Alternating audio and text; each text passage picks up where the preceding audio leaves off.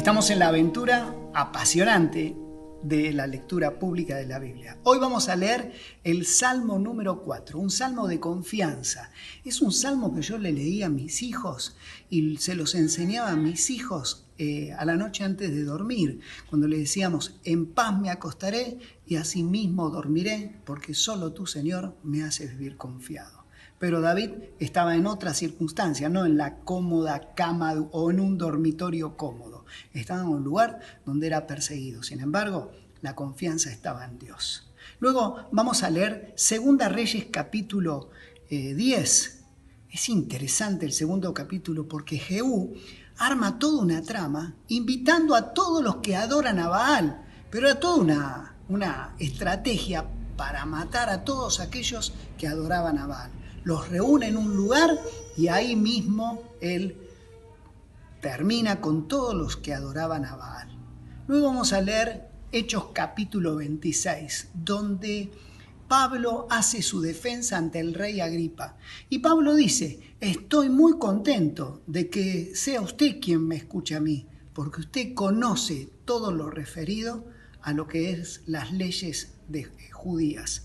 Así que lo vemos a Pablo predicando el Evangelio, haciendo defensa de quién es Jesús ante las autoridades. Disfrutemos de la lectura pública de la Biblia. El libro de Salmos, capítulo 4.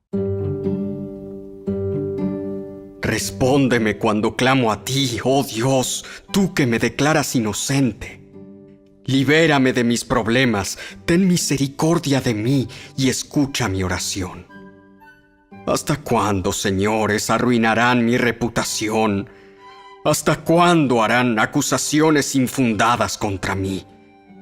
¿Hasta cuándo seguirán con sus mentiras? De algo pueden estar seguros: el Señor ha separado para sí a los justos. El Señor me responderá cuando lo llame. No pequen al dejar que el enojo los controle. Reflexionen durante la noche y quédense en silencio. Ofrezcan sacrificios con un espíritu correcto y confíen en el Señor. Muchos dicen: ¿quién nos mostrará tiempos mejores? Haz que tu rostro nos sonría, oh Señor. Me has dado más alegría que los que tienen cosechas abundantes de grano y de vino nuevo. En paz me acostaré y dormiré, porque solo tú, oh Señor, me mantendrás a salvo.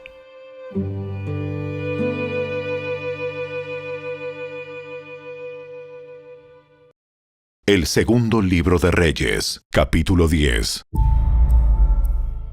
Luego Jehú convocó a una reunión a toda la gente de la ciudad y les dijo: La forma en que Acab le rindió culto a Baal no fue nada en comparación con la forma en que yo voy a rendirle culto. Por lo tanto, manden llamar a todos los profetas y a los que veneran a Baal y reúnan a todos sus sacerdotes. Asegúrense de que vengan todos, porque voy a ofrecer un gran sacrificio a Baal. Cualquiera que no venga será ejecutado. Pero el astuto plan de Jehú consistía en destruir a todos los que rendían culto a Baal. Después Jehú ordenó: preparen una asamblea solemne para rendir culto a Baal. Así que lo hicieron. Mandó mensajeros por todo Israel para convocar a los que veneraban a Baal. Asistieron todos, no faltó ninguno, y llenaron el templo de Baal de un extremo al otro. Entonces Jehú le indicó al encargado del guardarropa: asegúrate de que todos los que rinden culto a Baal tengan puesto uno de estos mantos. Así que a cada uno de ellos se le dio un manto.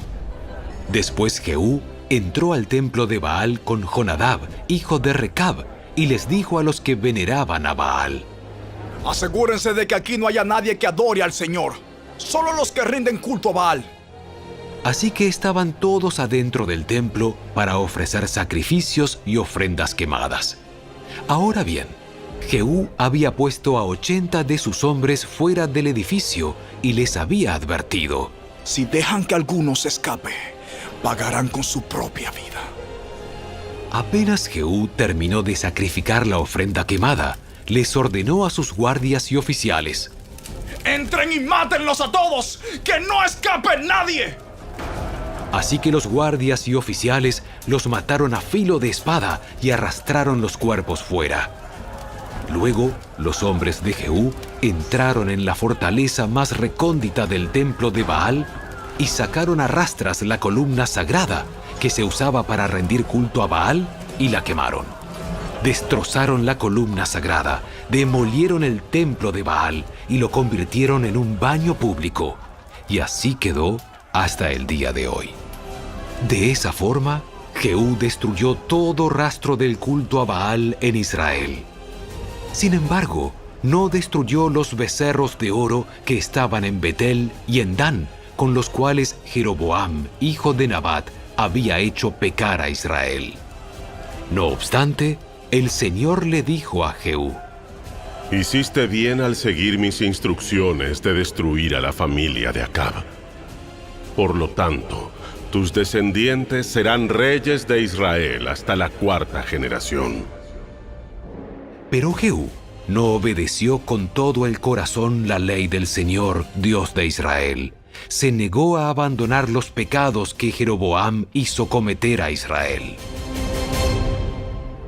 Por ese tiempo, el Señor comenzó a reducir el tamaño del territorio de Israel.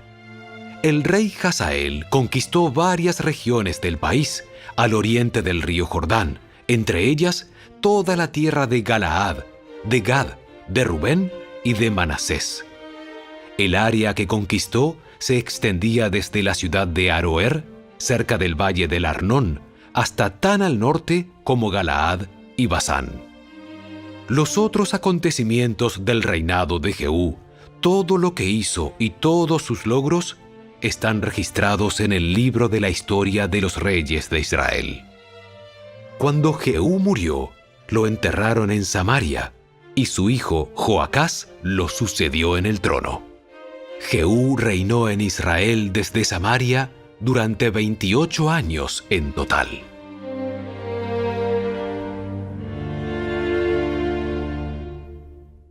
El segundo libro de Reyes, capítulo 11.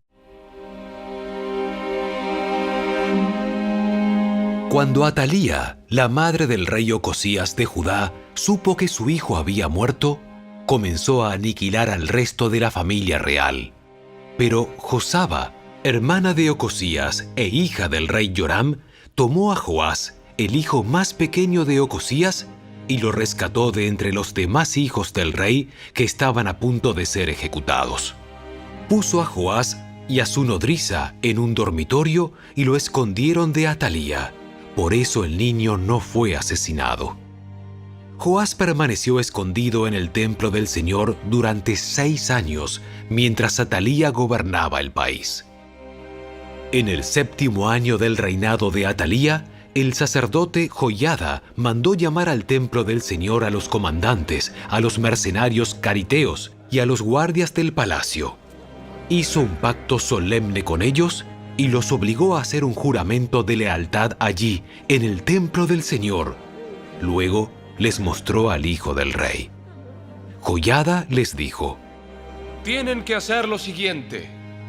Una tercera parte de ustedes, los que están de turno el día de descanso, vigilarán el palacio real. Otra tercera parte de ustedes hará guardia en la puerta sur. Y la otra tercera parte lo hará detrás de la guardia del palacio. Los 3 grupos vigilarán el palacio. Los 2 grupos que no están de turno el día de descanso guardarán al rey en el templo del Señor. Formen una escolta alrededor del rey y tengan sus armas en la mano. Maten a cualquiera que intente penetrar las filas. Quédense junto al rey, vaya donde vaya. Así que los comandantes hicieron todo tal como el sacerdote Joiada les había ordenado. Los comandantes se encargaron de los hombres que se presentaban para su turno ese día de descanso, así como de los que terminaban el suyo. Los llevaron a todos ante el sacerdote Joiada, quien les dio las lanzas y los escudos pequeños que habían pertenecido al rey David y estaban guardados en el templo del Señor. Los guardias del palacio se ubicaron alrededor del rey con sus armas listas. Formaron una hilera desde el lado sur del templo hasta el lado norte y alrededor del altar. Entonces Joiada sacó a Joás, el hijo del rey, puso la corona sobre su cabeza y le entregó una copia de las leyes de Dios. Lo ungieron y lo proclamaron rey, y todos aplaudieron y gritaron: Cuando Atalía oyó el ruido que hacían los guardias del palacio y la gente, fue deprisa al templo del Señor para ver qué pasaba. Cuando llegó, vio al recién coronado rey de pie en el lugar de autoridad junto a la columna, como era la costumbre durante las coronaciones. Los comandantes y los trompetistas lo rodeaban, y gente de todo el reino celebraba y tocaba las trompetas. Cuando Atalía vio todo esto, rasgó su ropa en señal de desesperación y gritó: ¡Traición! ¡Traición! Después, el sacerdote Joiada ordenó a los comandantes que estaban a cargo de las tropas: Llévensela a los soldados que están de guardia frente al templo y maten a cualquiera que intente rescatarla. Pues el sacerdote había dicho: no deben matarla dentro del templo del Señor. Por eso la agarraron y la llevaron a la puerta por donde los caballos entraban al predio del palacio, y allí la mataron. Luego Joiada hizo un pacto entre el Señor y el rey y el pueblo, de que serían el pueblo del Señor. También hizo un pacto entre el rey y el pueblo. Así que toda la gente fue al templo de Baal y entre todos lo destruyeron. Demolieron los altares, hicieron pedazos los ídolos y mataron a Matán, el sacerdote de Baal, frente a los altares. El sacerdote Joiada puso guardias en el templo del Señor. Después, los comandantes, los mercenarios cariteos, los guardias del palacio y toda la gente del reino escoltaron al rey desde el templo del Señor, pasaron por la puerta de la guardia y entraron al palacio. Y el rey se sentó en el trono real. Toda la gente del reino se alegró, y la ciudad estaba tranquila porque Atalía había sido ejecutada en el palacio del rey. Joás tenía 7 años cuando subió al trono.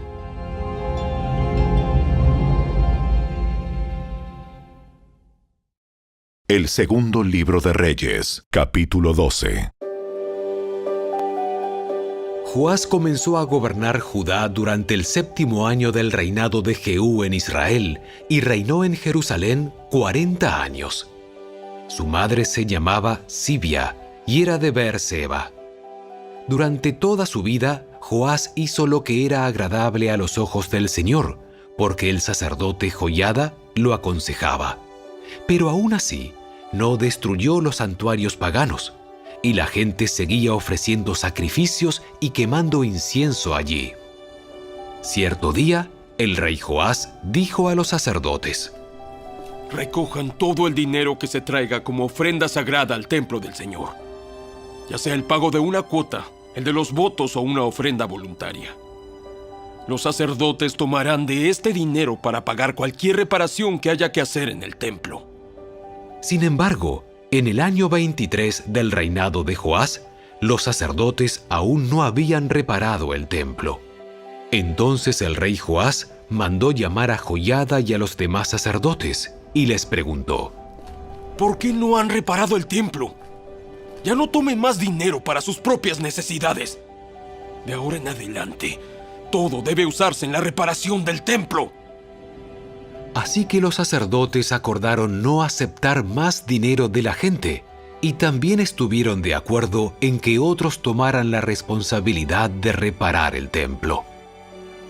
Luego el sacerdote Joiada tomó un cofre grande, le hizo un agujero en la tapa y lo puso al lado derecho del altar, en la entrada del templo del Señor. Los sacerdotes que cuidaban la entrada ponían dentro del cofre todas las contribuciones de la gente. Cada vez que el cofre se llenaba, el secretario de la corte y el sumo sacerdote contaban el dinero que la gente había traído al templo del Señor y después lo metían en bolsas. Luego entregaban el dinero a los supervisores de la construcción, quienes a su vez lo usaban para pagarle a la gente que trabajaba en el templo del Señor, los carpinteros, los constructores, los albañiles y los picapedreros. También utilizaron el dinero para comprar la madera y la piedra labrada necesarias para reparar el templo del Señor, y pagaron todo tipo de gasto relacionado con la restauración del templo. El dinero que se traía al templo no se usó para hacer copas de plata, ni despabiladeras, tazones, trompetas, ni otros objetos de oro o de plata para el templo del Señor. Se asignó a los trabajadores, quienes lo utilizaron para hacer las reparaciones del templo. No fue necesario pedir cuentas de este dinero a los supervisores de la construcción, porque eran hombres honestos y dignos de confianza. Sin embargo, el dinero que se recibió de ofrendas por la culpa y de ofrendas por el pecado no se llevó al templo del Señor, se le entregó a los sacerdotes para su uso personal. En esos días, el rey Hazael de Aram entró en guerra contra Gat y la tomó. Luego se dirigió a atacar Jerusalén. Entonces el rey Joás recogió todos los objetos sagrados que Josafat, Joram y Ocosías, los reyes anteriores de Judá, habían dedicado, junto con los que él mismo había dedicado. Después le envió todo a Hazael, junto con el oro que había en los tesoros del templo del Señor y en el palacio real. Como resultado, Hazael suspendió su ataque a Jerusalén. Los demás acontecimientos del reinado de Joás y todo lo que hizo están registrados en el libro de la historia de los reyes de Judá. Ahora bien, los funcionarios de Joás conspiraron contra él y lo asesinaron en Bet-Milo, rumbo a Sila. Los asesinos eran consejeros de confianza: Josacar, hijo de Simeat, y Josabad, hijo de Somer. Joás fue enterrado con sus antepasados en la ciudad de David. Luego su hijo Amasías lo sucedió en el trono.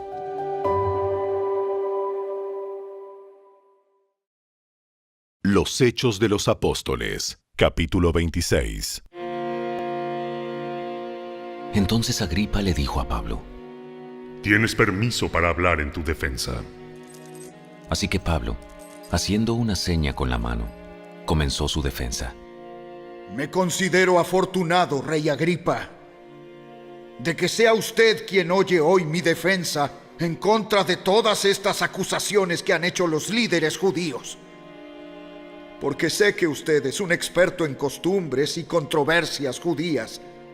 Ahora, por favor, escúcheme con paciencia. Como bien saben los líderes judíos, desde mi temprana infancia recibí una completa capacitación judía entre mi propia gente y también en Jerusalén. Ellos saben, si quisieran admitirlo, que he sido miembro de los fariseos, la secta más estricta de nuestra religión. Ahora se me juzga por la esperanza en el cumplimiento de la promesa que Dios les hizo a nuestros antepasados. De hecho, esta es la razón por la cual las 12 tribus de Israel adoran a Dios con celo, día y noche, y participan de la misma esperanza que yo tengo. Aún así, Su Majestad, ellos me acusan por tener esta esperanza. ¿Por qué les parece increíble a todos ustedes que Dios pueda resucitar a los muertos? Yo solía creer que mi obligación era hacer todo lo posible para oponerme al nombre de Jesús de Nazaret. Por cierto, eso fue justo lo que hice en Jerusalén. Con la autorización de los sacerdotes principales, hice que muchos creyentes de allí fueran enviados a la cárcel. Di mi voto en contra de ellos cuando los condenaban a muerte. Muchas veces hice que los castigaran en las sinagogas para que maldijeran a Jesús. Estaba tan violentamente en contra de ellos que los perseguí hasta en ciudades extranjeras.